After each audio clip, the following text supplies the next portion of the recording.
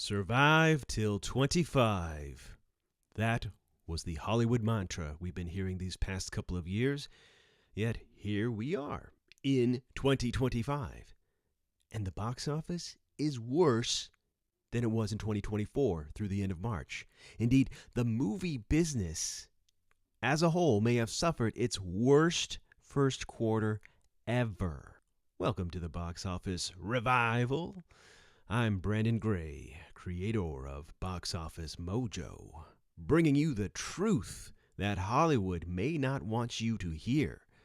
So please hit that like button, subscribe to the channel, get cozy, and let's dig into the data. Part of the mission of this channel is to inspire a movie revival. So it pains me to report the dire state of the box office. But if you want to fix something, you first have to accept the reality that it is broken. So check this out. For the first quarter of 2025, the box office came in at $1.42 billion. Sounds like a lot of money, right? But not for the domestic box office. As you see here, business is down nearly 12% from the first quarter of 2024 when all movies playing made $1.6 billion. And that was already down from 2023 when the movies made $1.7 billion.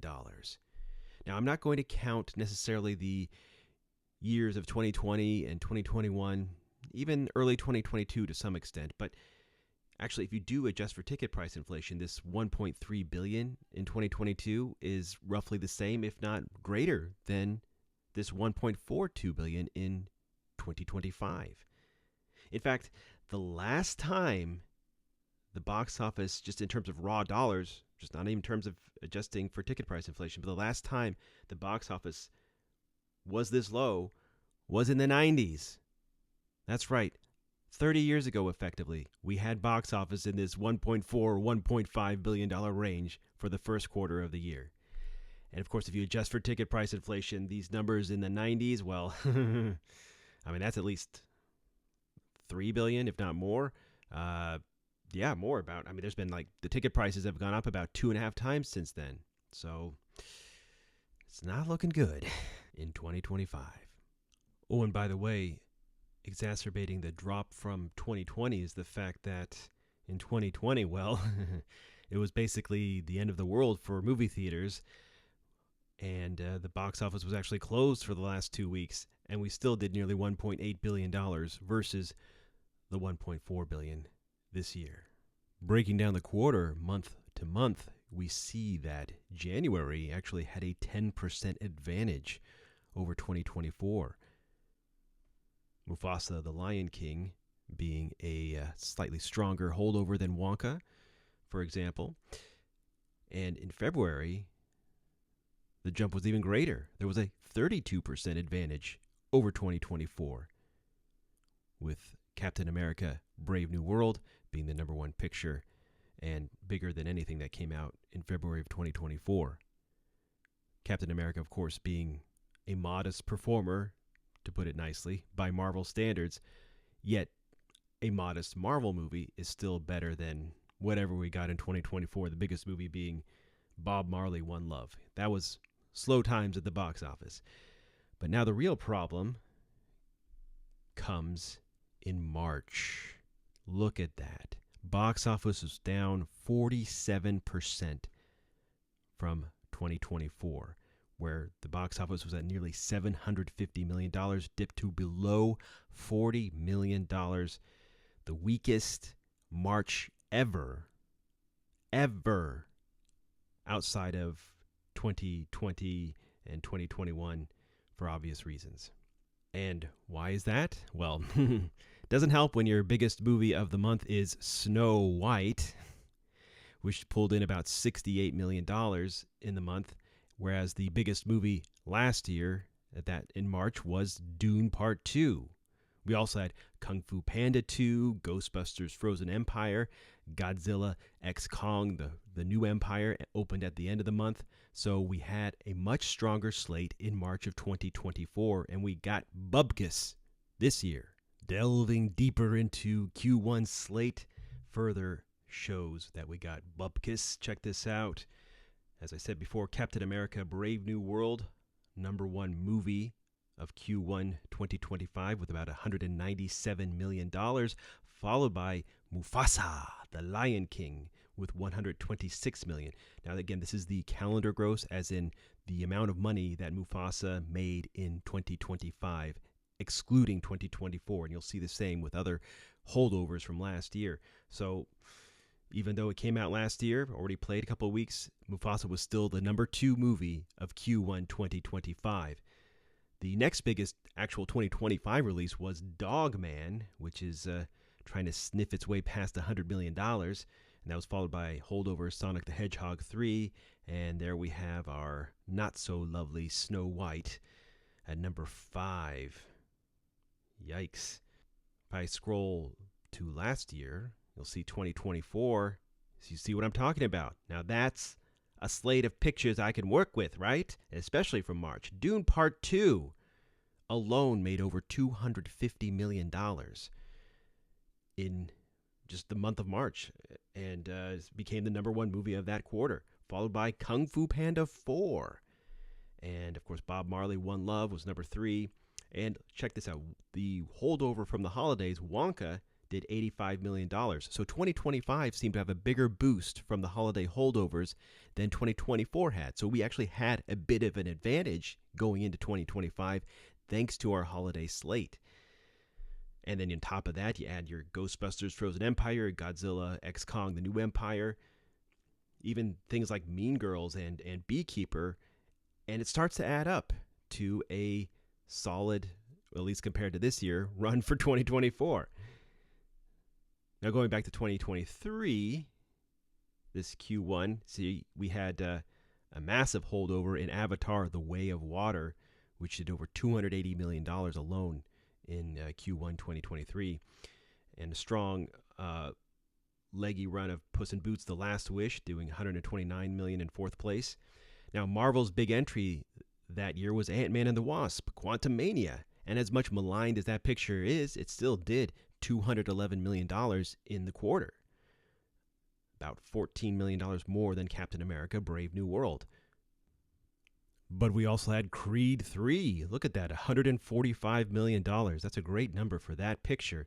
And then John Wick Chapter 4 opened towards the end of March, yet still contributed $100 million to the box office pie. I mean, look at these other movies. Megan kicked off the year in January, did $95 million. Scream 6, Cocaine Bear. Come on, that was a slate we could work with, people. Not so much this year. I think you get in the picture here, so let me quickly go through some of these other years. 2022, check this out. The Batman. Remember that? We're supposed to be getting a sequel to that at some point in the distant future. I don't know, but still did $338 billion. Of course, we had the wonderful holdover of Spider-Man No Way Home, contributing another $228 million. That's 2022. Let's skip backwards to 2020. The year that the world ended, at least for movie theaters, or so we thought at the time. Bad Boys for Life, over $200 million. 1917, look at that. 1917 did $158 million in the calendar year there. Just a bustling, relatively healthy box office. 2019, everyone compares the current box office to 2019, and you'll see this is right before Endgame debuts in April. You got Captain Marvel doing over $350 million.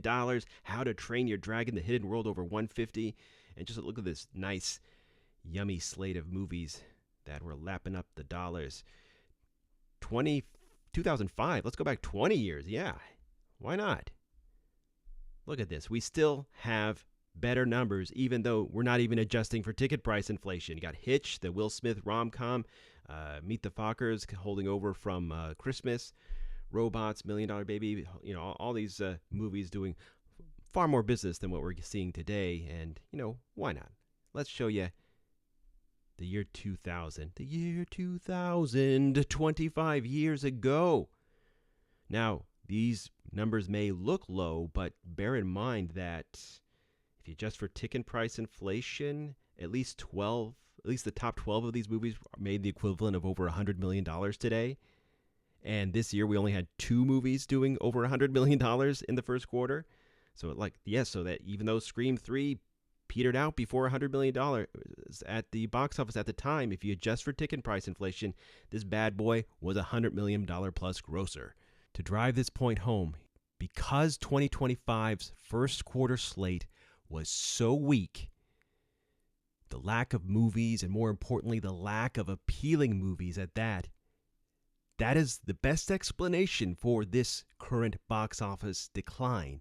I mean, even beyond such secular headwinds as streaming competition, shortened theatrical windows, and high ticket prices. No. What I'm saying is Captain America Brave New World doesn't cut it. Especially in the state of Marvel. Terrible. Adaptation of a TV show on Disney Plus. Nobody cares. Novocaine doesn't cut it. Love Hurts doesn't cut it. Mickey 17 doesn't cut it.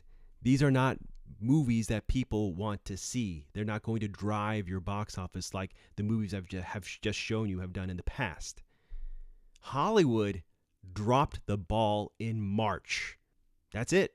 Fortunately, I would say that the 2025 movie year starts in earnest on Memorial Day weekend when Lilo & Stitch and Mission Impossible: The Final Reckoning debut. And the rest of 2025, on paper at least, is equal to or stronger than 2024 and 2023. Still, it will be a challenge for the industry to overcome this nearly $200 million deficit, since April is likely to widen the gap. So, what say you? Do you think this decline is nothing that a nice, juicy slate of movies can't solve? Or do you see this disastrous first quarter as another sign of cultural shifts that the movies will never recover from?